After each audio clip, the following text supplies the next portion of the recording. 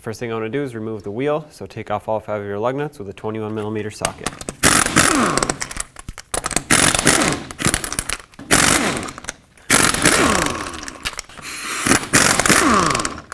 Now take the wheel off. If it's stuck on here, go ahead and put a lug nut back on so it doesn't fall off, and then use a rubber mallet and hit it from the back side. That should pop it right off.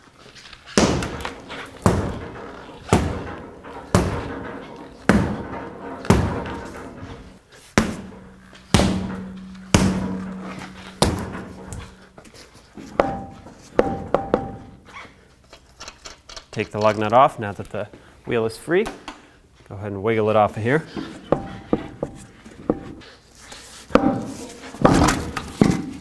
All right, take the wheel off. To start, I'm going to take off the whole caliper assembly. That means with the brackets, I'm going to take off these two 18mm bolts that hold the whole thing onto the knuckle. Then I'm going to put it up on top of the upper control arm so I don't put any pressure on my brake hose.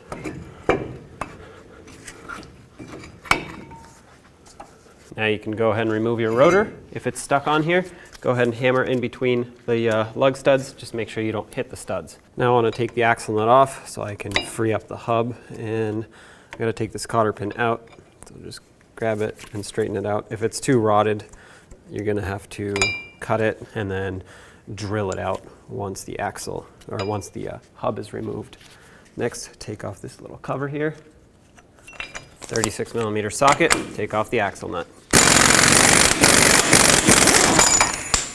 Now you want to make sure that the axle pushes through the hub. This one does. It's completely free, as you can see. If not, you would take a center punch just like this, put it inside this little hole, and then take a hammer and tap it through until it breaks free. But like I said, mine's all set. Before I move further, I want to take off the ABS wire, and if you follow it up, you can see it's hooked on in a few different places. This is one of them. This is what the clip looks like from the backside. It actually has an 8mm bolt there that we have to remove. All right, now this is free.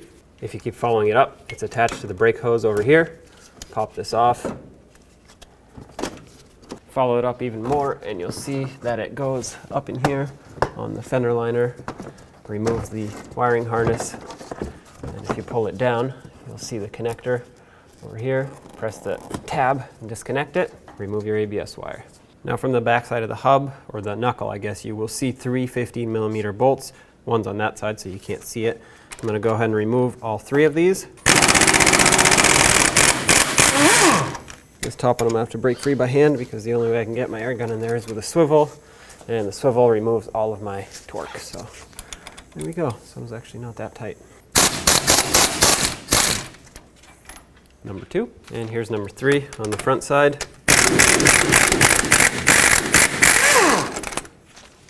So now the wheel bearing's unbolted. At this point, we need a large hammer, and all you have to do is hammer the wheel bearing back and forth till it breaks free from the knuckle. Oh, well, that was easy. It's already separating.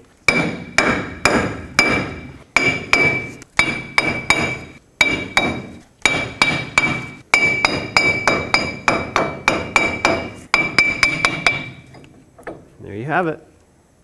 Now we have to inspect the mounting area and make sure that it doesn't have a lot of rot on it. Basically, you want to get rid of all of this debris here, all these raised areas. They need to be flattened out, so I'm going to sand this down a little bit. You want the wheel bearing to mount nice and flush, otherwise you'll have some issues down the road. So in here, also there's a lot of debris. I'm going to go ahead and wipe this off. I'm going to try to avoid using chemicals in here just because there's a rubber seal in here, and I don't want to damage that seal. I don't have a new one. If you have a new one, go for it, replace it, but I don't. So I want to make sure that the wheel bearing gets protected from the backside. That's what that seal is there for. So I'm just going to wipe this clean and take a little sanding disc over here, sand this down.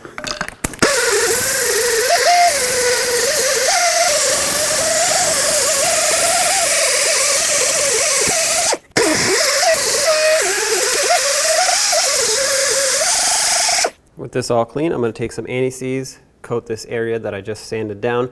I don't want any bare metal exposed. And then I'm also going to go inside there on that inner lip where the bearing actually goes into. And this will actually prevent not just rust from building up, but it will prevent the wheel bearing from getting stuck in the future. So the reason ours came out so easy is probably because someone else greased it up prior to whenever it was last replaced. So I'm gonna add some everywhere in here, but don't add too much. You don't want it to get packed in here and affect the performance of the wheel bearing if it actually goes into the bearings. So you just want to coat the surface lightly to prevent rust. What I also want to do is put anti-seize on the splines of the axle for the same reason. I don't want this to get seized up in the knuckle. As you saw, our axle was not seized, so again, someone must have greased it up nicely. You don't need a ton, just a light coating. Try to avoid getting it on the threads though. And at this point, we can take our new wheel bearing. Remember, the ABS sensor was on this top left corner as you're looking at it. Slide it into position, line it up with the splines of the axle, slide it through, line up the bolt holes, press it up against the knuckle, and now we can put our bolts through. I'm going to start with this one at the front of the vehicle, start it in by hand to make sure that the thread's actually engaged. I'm going to put the other two in. I know you can't see this one, trust me, it's going in, and the other one at the bottom. So now that they're all threaded in, I can start tightening them down. I'm going to start with this one over here, snug them all up, and then we'll come back and torque this.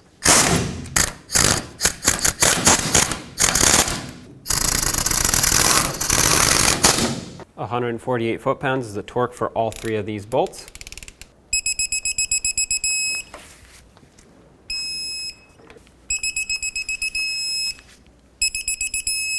And that's 148 for all three. Perfect. Let's resecure our ABS wire.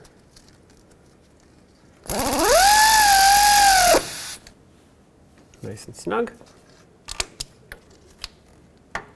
Now let's go ahead and plug it in.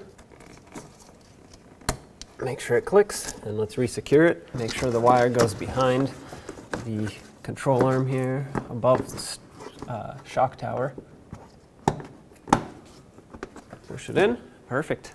Let's put the axle nut back on. We'll bottom it out. I'm going to use my air gun for it, and then we're going to torque it to 254 foot-pounds. In order to prevent the hub from spinning, I'm going to put a pry bar through the lug studs here and use my torque wrench. That's it right there. Now take this cap here and slide it on. Make sure it lines up with the slot that the cotter pin has to go through. So pick whichever one does. For me, this one does. And slide in a brand new cotter pin and then bend it over to lock it in.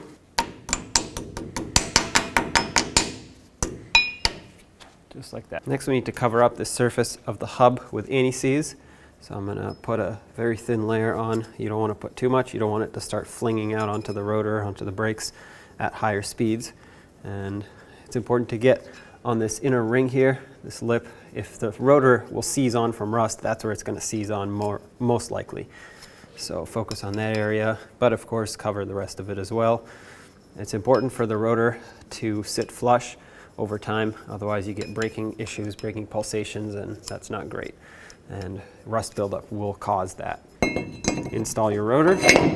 Now take your caliper assembly with the pads and slide it in here, just like this. Line up your mounting bolts. Let's snug them up and then torque them to 136 foot-pounds.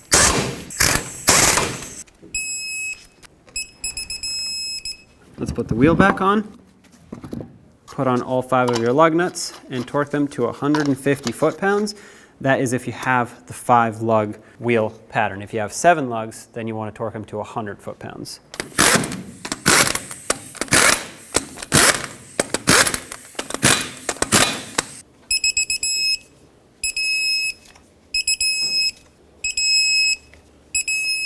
Double check them.